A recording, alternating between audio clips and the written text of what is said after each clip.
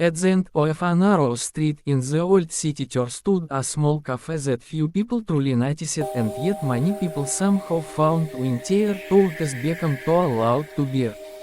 The sign outside had faded long ago and the windows were always half open, as if the place itself was breathing slowly and steadily in a world that never stopped gasping for attention.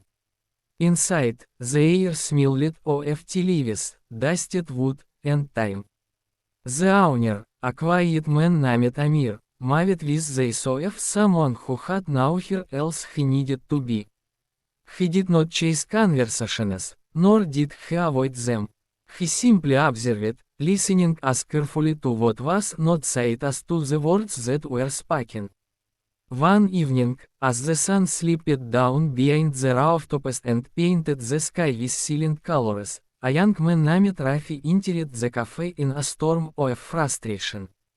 His footsteps were sharp, his breath uneven, and his heart was crowded with arguments that had nowhere to go.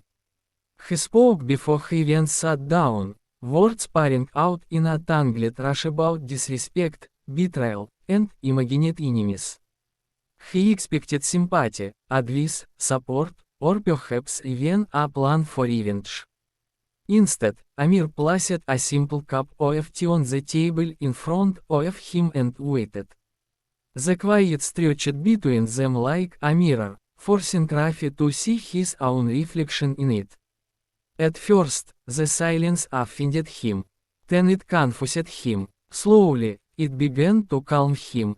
Outside, voices rose in anger, and a dispute among strangers unfolded. Rafi watched as volume replaced reason and emotion replaced understanding.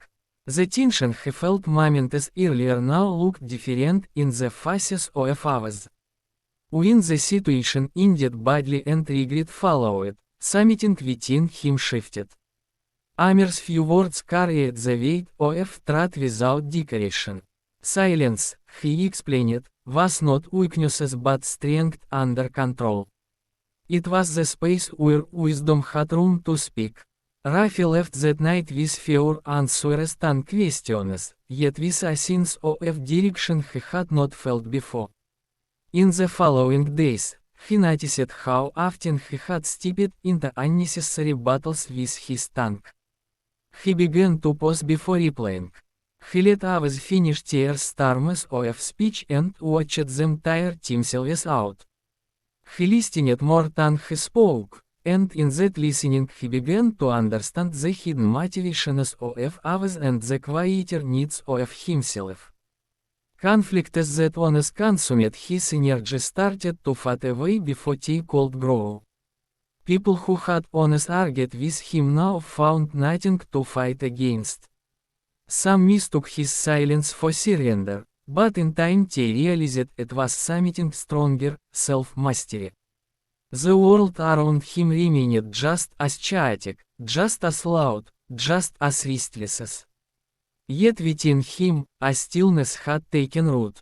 When he returned to the cafe weeks later, he did not come in anger but in gratitude.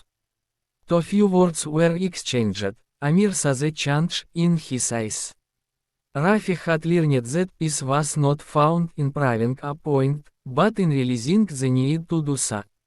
In learning when to remain silent, he had finally begun to hear the most important voice of all, the one that came from within, clear, calm, and steady.